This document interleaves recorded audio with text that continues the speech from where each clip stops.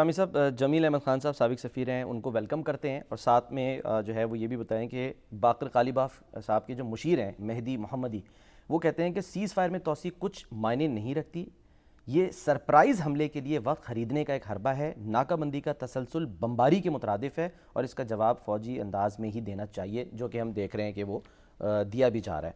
और एक तरफ ये भी खबर है शामी साहब कि यूरोप को भी $600 मिलियन रोज़ाना का इससे नुकसान हो रहा है।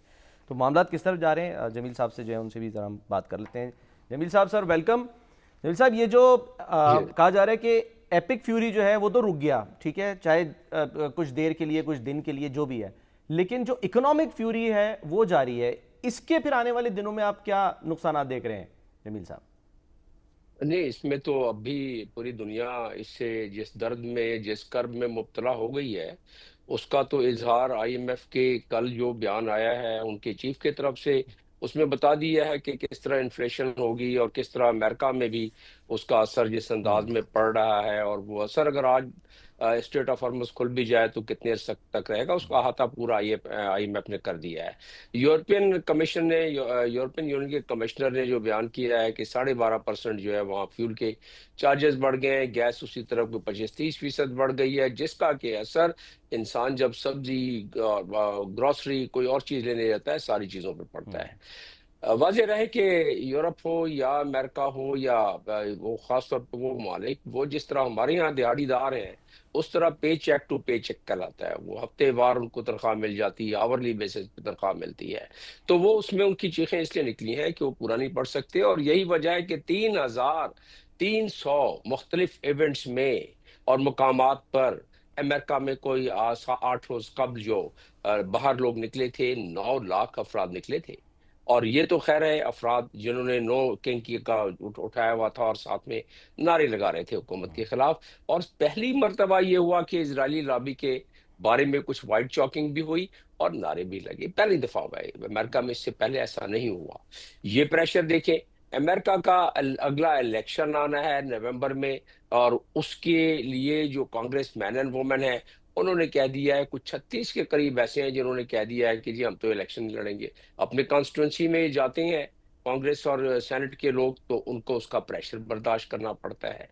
यही वजह है कि वो प्रेशर ट्रांसफर हो रहा है या हो गया है डोनाल्ड ट्रंप पर। डोनाल्ड ट्रंप क्योंकि दुनिया के सबसे मजबूत तरीन आर्मी के सबसे मजबूत तरीन सदर हैं, चाहे उनके ट्वीट को आप जैसा भी समझें, चाहे उनके सोशल को आप जैसा भी समझें, चाहे डॉक्टर्स अगर उनके जहनी कैफियत के बारे में मुख्तलिफ डॉक्टर्स जो बताते हैं उनको आप जैसा भी समझें, चाहे वकला कोई 100 के करीब जो लिख के देते हैं कि क्या क्या ईरान पर हमला करने के क्या क्या गैर कानूनी मामलात हैं, उसको भी छोड़े। लेकिन वो है तो बहरहाल एक मजबूत तरीन उसका फौज का सिपा जमील साहब, ये वो फरमाइएगा कमांडर कि इन चीफ है, ये तो फरमाइएगा कि इसलिए ज़ाहिर है। फैसले ऐसे करता है मगर वो। हाँ, मगर ये बताएं कि आपको क्या, यानी इस्लामाबाद में क्या सुनगुन है आपकी कि मामलात कुछ बढ़ रहे हैं, आगे पेशकदमी हो रही है, उम्मीद रखी जानी चाहिए?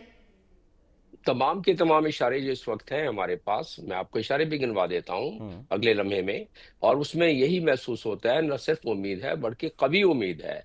और इसके जो तकरीबन 100 के करीब हमारे एडवांस पार्टी के आए हुए हैं यूनाइटेड स्टेट्स के, हाँ जी। यहाँ मौजूद हैं लोग, और वो खा पी रहे हैं, बिल्कुल इंतजार कर रहे हैं अपनी मेन पार्टी का। तो सिर्फ मेन पार्टी का तो आज कह दिया डोनाल्ड ट्रंप ने। ईरान की जहां तक बात है, ये दुरुस्त है। देखें, जो मेहदी मोहम्मदी का आपने जिक्र किया, जी जी। उन्होंने इससे पहले एक और बयान भी दिया है। वो कहते हैं कि जी ये जो लूजिंग साइड है वो हमें डिक्टेट नहीं करा सकती, यानी अमेरिका को उन्होंने जाहिर किया है कि भाई ये तो हार गए हैं, ठीक है। और उनकी देखें, अमेरिका ने फतेह डिक्लेयर कर दी, ईरान के कह रहे हैं कि वो हार गए हैं, मतलब उन्होंने फतेह डिक्लेयर कर दी।